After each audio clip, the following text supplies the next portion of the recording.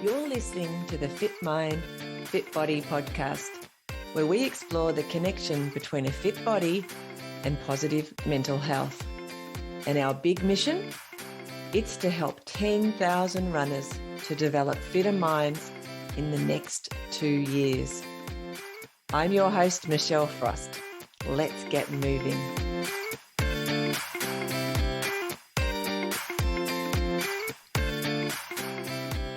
Welcome to this episode of the Fit Mind, Fit Body podcast. Today, I'm going to share a little bit about me with you.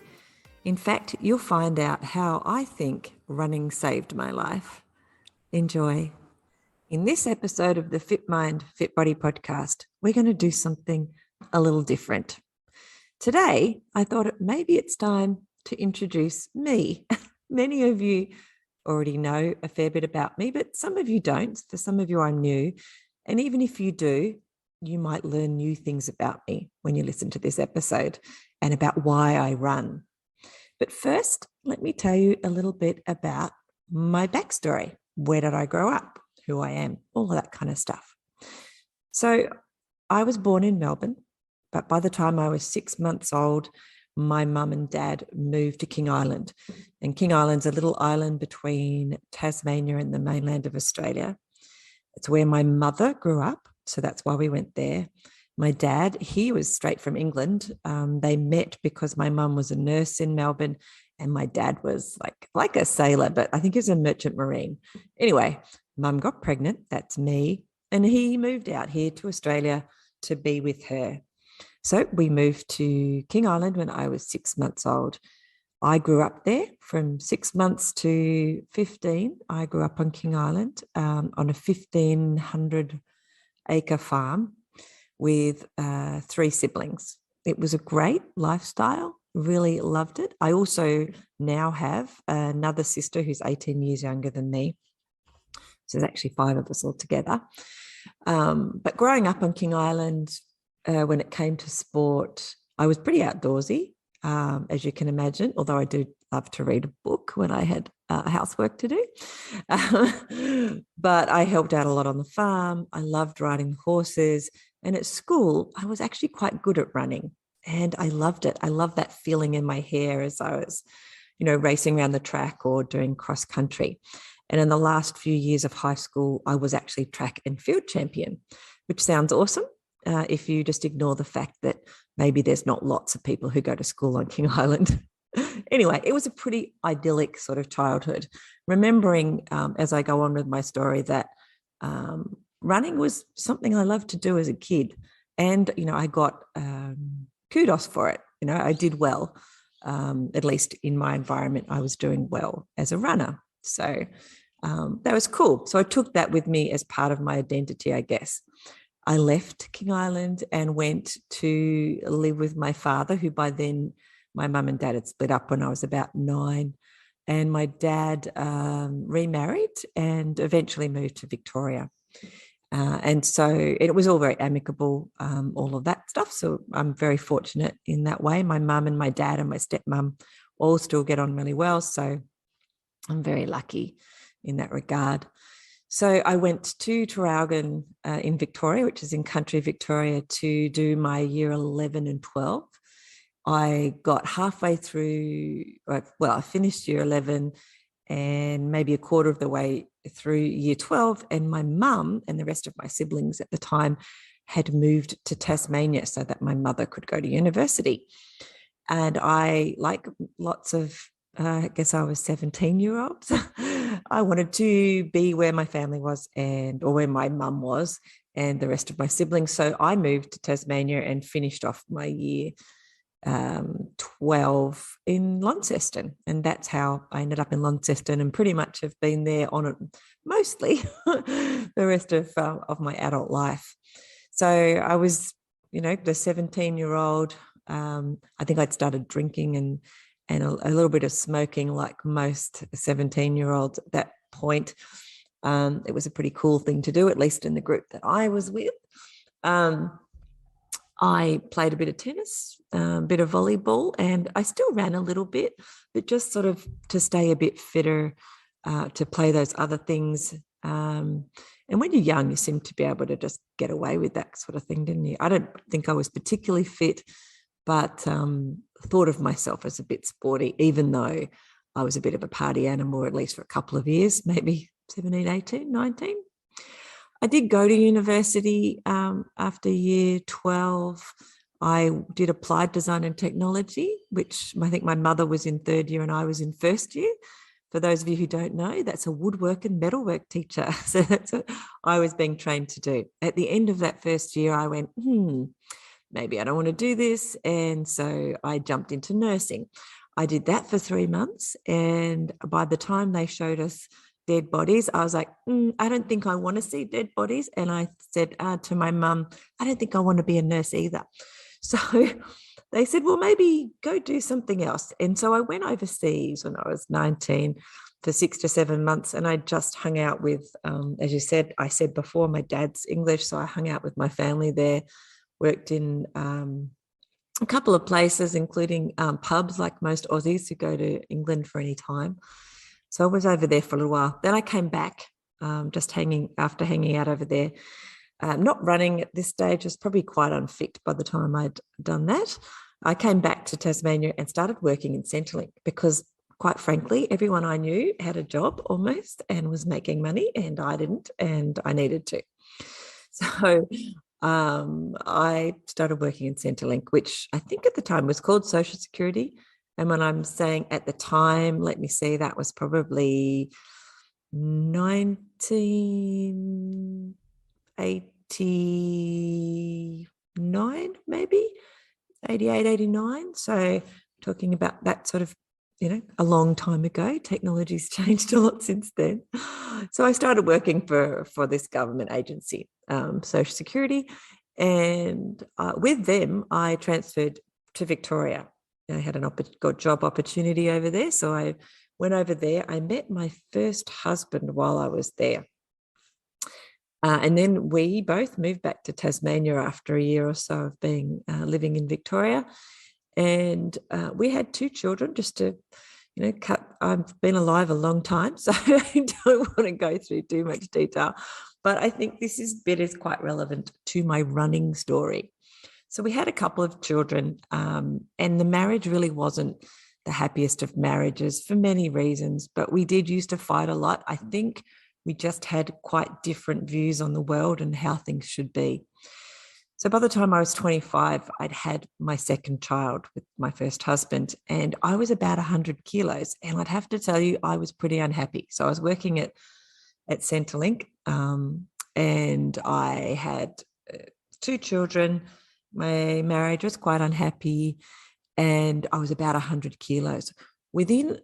I would say within a month of having my second child, I decided I need to do something. And that's when I remembered that as a child, I loved to run. Not only that, I thought I was good at it because, that's the feedback I got at school. So I decided I would start running. And for me, that meant, well, every day. So even though I didn't run far when I first started, I still ran every day. And very soon I lost the weight and I actually started to feel better about myself. And I do credit that beginning running with that. I didn't stop running, as most of you know. So back then I was 25. I'm now 53. I haven't stopped running yet. I still run. There wouldn't be many weeks in all of those years that I haven't run. And that's how it started. And that's why it started. I go on to say, I had a work colleague in Social Security in Centrelink who suggested that I join the Launceston Running Club. That was about 1995. I was about 26, and I have been a member of that particular club ever since.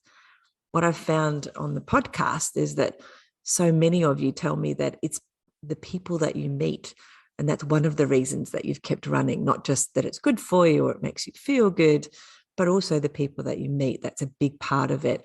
And I guess I have to tell you that those people that I met back when I was 26, I still know them. They're still my friends. And I agree wholeheartedly that the people that you meet in running, they just become, pivotal in the rest of your life. It's amazing, those relationships that you create. So, I really loved going to those races, but hey, my marriage was still, it still sucked actually. It was still pretty bad, that first marriage. And then one day in 1997, the marriage went from being pretty verbally abusive to being physically abusive. And on that day, I grabbed both of my kids. They were now 5 and 3, and I left. That was what it took. You know, looking back, I think maybe we wait too long when things aren't working. When things are verbally abusive, there's no bruises, there's nothing to show for that. But when they're physical, it suddenly, that kind of just puts it for me in my face. But I do wish sometimes that I had left a lot earlier. However, that's not what this story is about. I think that because of my running, it gave me the strength to say, hey, like, that's enough. And I left. The breakup itself wasn't that easy. That included my ex-husband actually took our son quite violently one day during that breakup period, and they were missing for 30 hours. Now, he had expressed desires for potentially suicidal thoughts to me during the breakup time. And so when he took our son, who was only 5 at the time, and in that violent way, that was a pretty horrid 30 hours, I'll tell you. Again, I think it was because I had started running a couple of years earlier or 3 years earlier, and felt much better about who I was. Like, I knew who I was. I was a reasonably strong person, I think. And in some ways, it was because of the habit of running, if that makes sense. Like, I had started running, I was physically feeling better about who I was, but it's also because I'd started something and I was still doing it.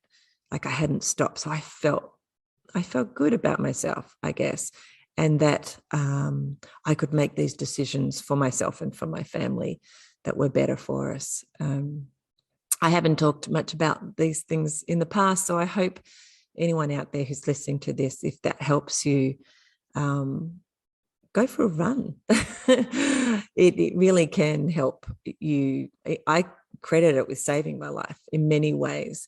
You know, one was when I was really overweight. One was when, the marriage wasn't working and it was getting to a stage where it really wasn't working. And I think running gave me the strength to move on when I needed to. My mum, who's an art therapist, would say to me, what are you running away from? And I would tell her, actually, I'm running towards the new me, where I need to go. So it's quite an interesting take on that. It helped me escape, as I like to say sometimes. It was just really those simple moments when you're running. It's just one foot in front of the other, and you can just be in the moment and think about the things that are going on in your life, or not even. Just gives you some relief as well. You can really, I love it. Obviously, that's why I have a podcast about running. And this is one of the reasons. So in just to move my story forward, in 1999, I remarried, and I'm still very much in love with Simon. If you want to listen to his story, he's actually one of the episodes on the podcast. I will link it in the show notes if you like. He doesn't love running, but he used to be an elite sports person himself when he was younger. And so he really understands it. And thankfully, he supports my running in any way he can, including running with me, even though he's quite a reluctant runner in many ways.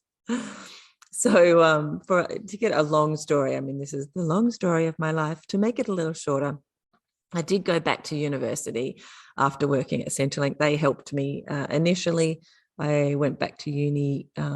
They helped me with, I think I was a social worker I started with. And then when I eventually left Centrelink, I could use the credit from the social work as well as my past year and a bit in education. And by the year 2000, I was an infant teacher, fully qualified infant teacher. I did a little bit of teaching, mostly relief, although I did have a class, interestingly, with my mum for a year in Launceston. We shared I think it was a 2-3 at Rocherley. So I did do a little bit of teaching, but not a whole heap. In fact, I decided I love freedom. It's one of my biggest values. Maybe that's another reason I like to run. I just love to feel free, and that freedom of movement and the wind in your hair and all of that. Anyway, I decided I needed to have my own business because not only was I a teacher by then, um, I had three more children, I should say. So that's a total of 5 children. So by 2000, and I think Sebastian was born in 2004. So by 2003. So by 2003, I had 5 children, not just two. So I was busy at home as well. So the idea of going out and looking after other people's children in a classroom didn't thrill me. So I stayed home with mine. My husband gave me time to go running, and I started my own business. So I did that in 2002. I started a business online, creating and selling digital products all over the world. So it was a perfect kind of job for me in many ways because it gave me the freedom to be home with the kids, but also to explore lots of different opportunities. I think the internet was starting to explode by then. I'm not sure Facebook existed quite, but many other things online did. And I was quite successful at that, in fact, and became a digital coach for small business. I did lots of mentoring and running workshops for the state and federal government here in Tasmania. And then we also opened our own web development business and online marketing business for small business in Tasmania. So we did that right up until about 2014. I say we because eventually my husband Simon came and joined me in the business, which was great until I kind of had to sack him because, no, sort of. Anyway, we still work together a little bit, and I lovingly say that because he came to work for me. Now, well, actually, rather than skipping to now, in 2014, we decided we didn't want to have lots of work for lots of other people all of the time the way we were, especially with the government contracts we were having to keep reapplying for every year and things. So we decided what we'd do is take some of our coaching clients and some of our web business, and we would take our 3 young children and travel a little bit, hit the road, if you like. Our 2 older kids had already flown the coop and were off doing their own thing. So by 2014, we just had the 3 younger ones.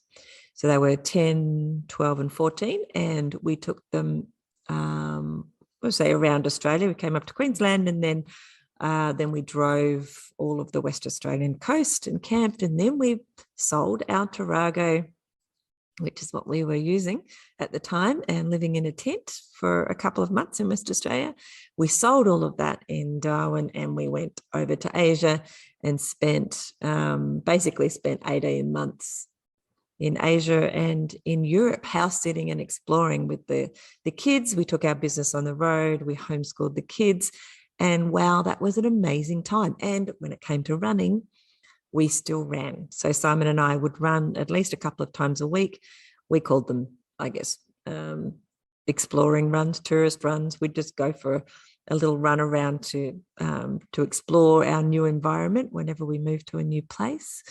And it was a great way to explore. So those of you who love to travel, don't think that you can't run just because you're off traveling around. You can, and in fact, it's a great way to explore. So we did that. Before we went away, though, we'd had already run a number of marathons. So our running, when it comes to distances, we're really into that marathon distance, and we'd done an ultra. We'd done a 50K as well. So we loved that. One thing we've also done a lot of is bushwalking, so a lot of hiking, including many overnight hikes. So as you'll hear in a minute, that's probably the direction I want to head in, more combining my love of trails and bushwalking with my running. So we got back to Australia in 2016, and we just ramped up our business. I'm still working in the online space, as is Simon, although not specifically doing what we were before. I tend to do some online business things for a particular client, have mostly just one client, whereas Simon has some contract work that he does. But it is all still online, and we're pretty much free to be wherever we are as long as we have an internet connection, which is awesome, by the way, because what it does mean is I can go and run with my friends that I've been running with for, I'd say, maybe even 15 years now. I've been running twice a week when I've been here in Tasmania. Been running with them twice a week at 9 o'clock on a Tuesday and a Friday. Now, if I didn't work for myself, that'd be really hard. Like, luckily, most of my friends, they worked shift work and things like that, so they were also able to be there regularly at those kind of times. So I have found with my running that if I don't want to let other people down. So if I'm running with other people, it's much easier to get out of bed and go and do my runs that I need. So I guess I've been running since 1994 when my now 28-year-old was born. I've been with the running club since just after that. So I started with the running club when I was 27, 28. And I've been on the committee most of the time when I've been in Tasmania. I have been on the committee as well in some form. And recently I've just spent 5 years as the president of the running club. So I really have tied a big chunk of my life into running in some way.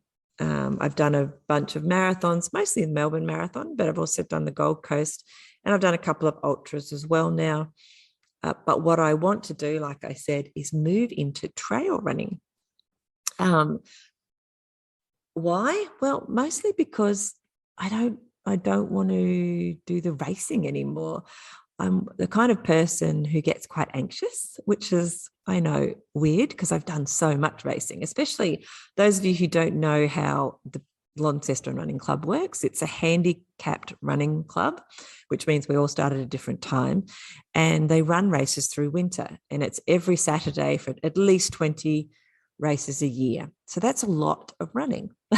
Not to mention, I've obviously entered lots of other, fun runs and things like that as well.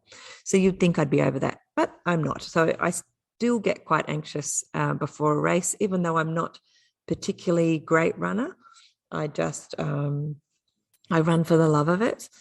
I still get quite anxious, but I think I'm quite competitive as well. So even though I'm not, super fast or anything anymore, I'm quite competitive. So if someone's just ahead of me, I'll try and beat them, and yeah, whatever. Anyway, those nerves do disappear once I start a run, by the way. That kind of led me to thinking, well, if I do more trail running, that tends to be a bit more relaxed, if you know what I mean. Unless you're an elite, that is. You go and hit the trail, you enjoy it. It could be different every time. So, and I love it. I just love being outside.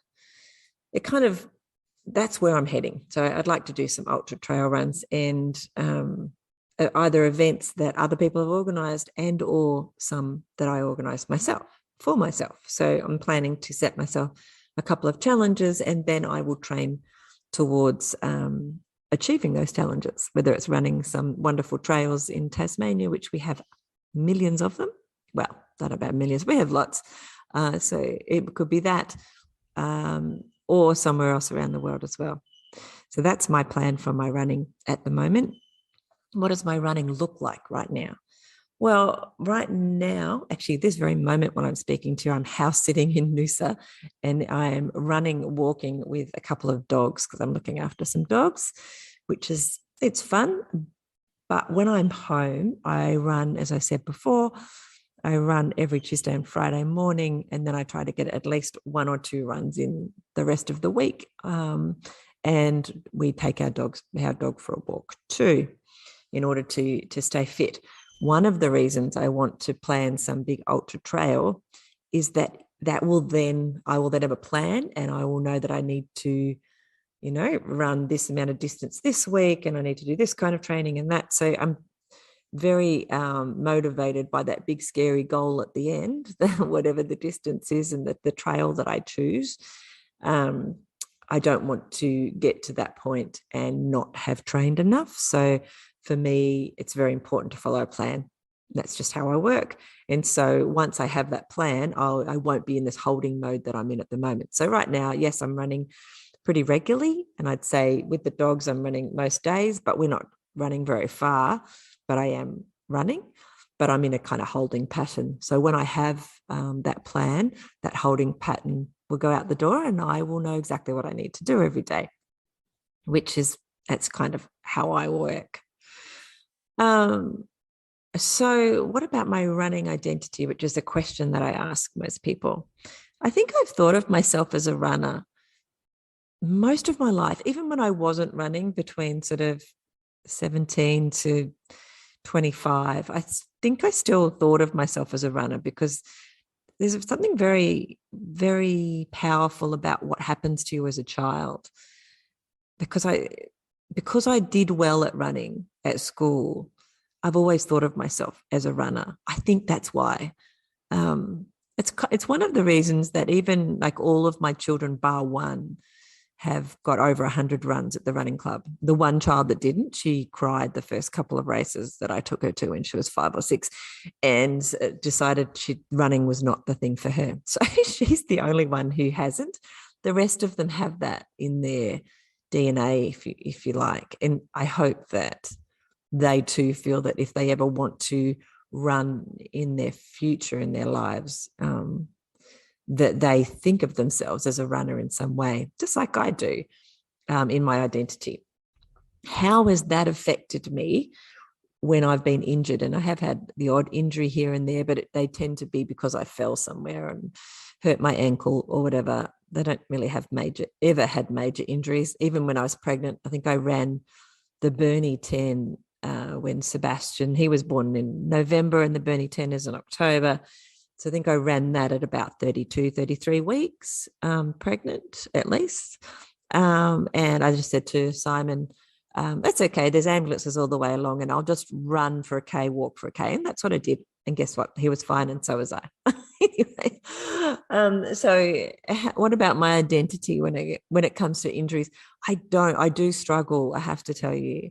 There was one point when we were away doing our traveling around Europe and I hadn't run very much and I ended up at a retreat and people were talking about things and what they wanted to work on and what was troubling them most at the moment at that time. And when I asked myself that question, I said, I feel like I haven't been running enough and I feel really bad about that. Like it just really felt horrible about it. And of course, the solution was, well, do some more running, which is what I did. So how would I feel about that if I couldn't run? I really think I would need to put something else in my life that was equally physical. So depending on what my injury was or why I couldn't run, I would need to adopt something else and start to really feel it as part of who I am. What that is, I don't know. I've tried water running once when I was trying to get over an ankle injury and it wasn't any fun. And you have to go out of your way. That's one of the things I love about running. You don't have to, it's just so simple. It's like put a pair of shoes on. It really doesn't matter what you're wearing. Just head out the door. It's just so simple. And I love it for that fact that it is so simple. I mean, we make things complex as humans, but I try not to. So that's what I love about my running. So what do I think about when I'm running? Well, like most people, all kinds of things. I think about what are we having for dinner? I think about what did I do yesterday? How I could have done better. And then there are times where I just think, hey, stop thinking, look around and just be in the moment. And you know what? They are the best times is when I stop thinking, because I heard something not long ago. The number of thoughts that the average person, that's all of us, have in our head at any one time, it's like 100 thoughts an hour or something. It's a lot. And we just flick around and there's not necessarily any rhyme or reason for some of the thoughts that we have. There could be something about the past, worrying about the future, all that kind of thing. We don't spend that much time thinking about right now or just being in the moment. And I don't know if that's because it's the way our brains are wired or what, but on those times when I have made a bit of a concerted effort to just be in the moment, I feel a bit better. Yeah, and it's good. It's good for me. So I try to do that pretty regularly when it comes to what am I thinking about. One of the questions I ask people in the podcast is, what do you listen to? So when I am running by myself, I will listen to an ebook or a podcast, not my own podcast as a rule, or I won't listen to anything. I quite like just having the silence as well. Gives me an opportunity to do a little bit of a check-in, as I was saying a minute ago, with just being in the moment. So I will sometimes go through, from the top of my head down to the bottom of my feet while I'm running, like, how am I feeling? Is anything particularly sore? Is this just a little bit of running soreness, or is it something else I need to think about? And what's going on around me? What can I smell? What can I see? What can I feel? What can I hear? I like talking, having all of those thoughts in my head rather than podcasts and books all the time. So if I'm running with people, though, then I just chat with them. And that's it. So that's what's going on when I am running, either by myself or with friends. How do I think that running has improved my life? I've given this some thought over the years, and I actually do think it's saved my life in many ways. I've told you a couple of stories with, being overweight, very overweight. That was pretty overweight. And if I hadn't done anything, who knows where that could have gone health-wise. With my first marriage, like, who knows? You don't know, but it wasn't going anywhere healthy either. I wonder about that. My kids, those of you who've got kids, that it's not all straight sailing. One of my kids in particular had a pretty tough time of it. And as a parent, it's tough on you as well. So I think sometimes if it wasn't for my running, being able to handle just the everyday crap that life can throw at you, it just would have been so much harder. So I'm really grateful for my running and that it's been in my life for so long. Why am I doing this podcast? Well, it's to encourage more people to get out there and run. It's so simple, and it's not just good for you physically, but it's really good for you mentally. I've mentioned it on the podcast a number of times, but years ago, and my mum went from being a teacher to retraining as an art therapist.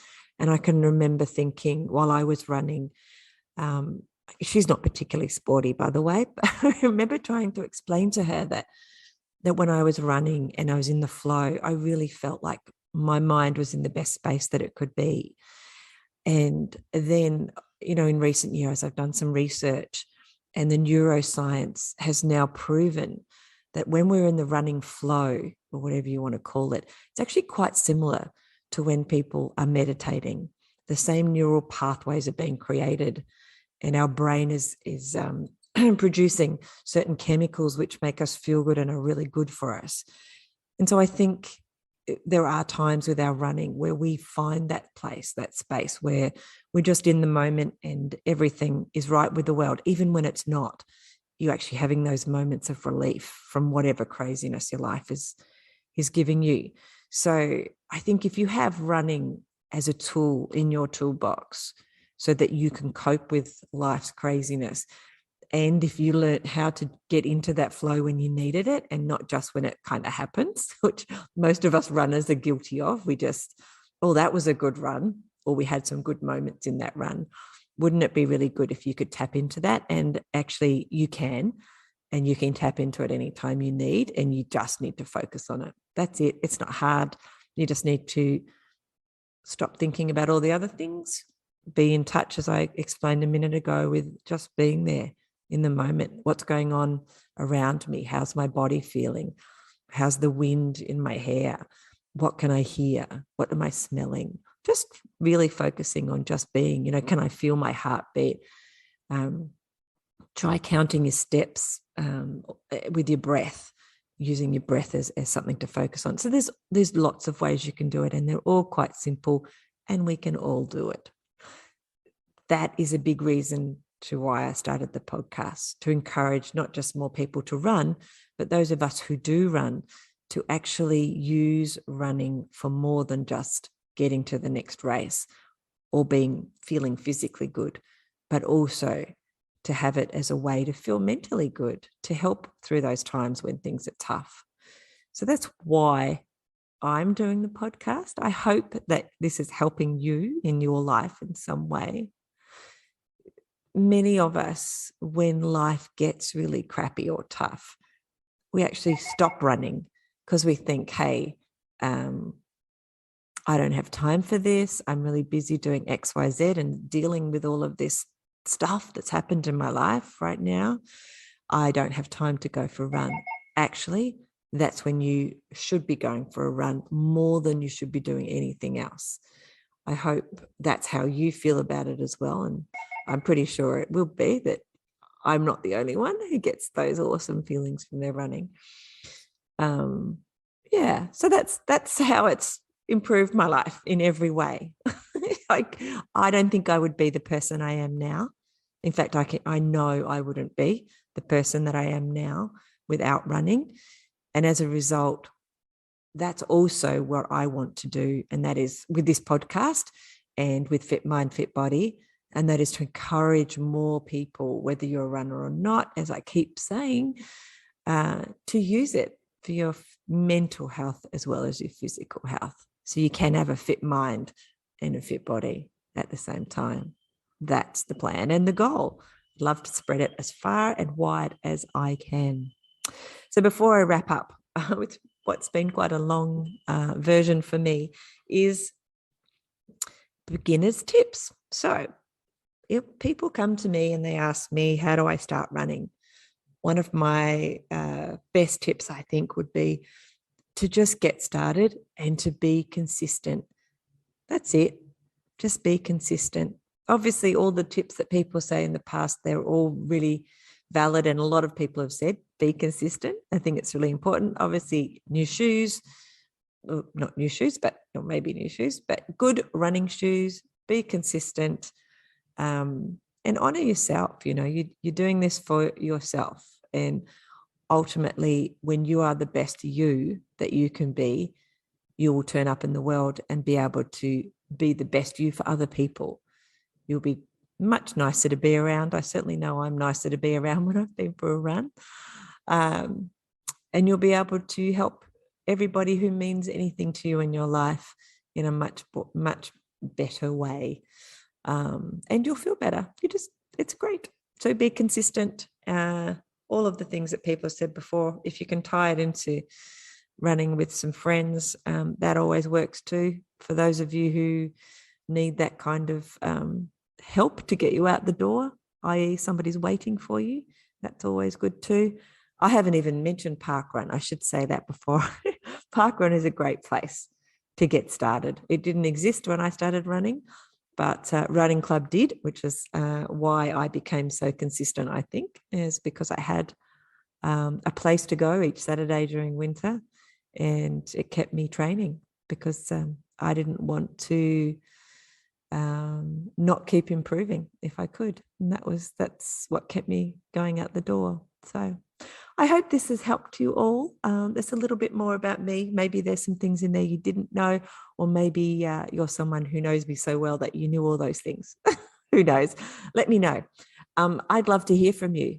So if you would like to talk to me about your running journey and what you think about running and how it improves your life, I would love to hear from you.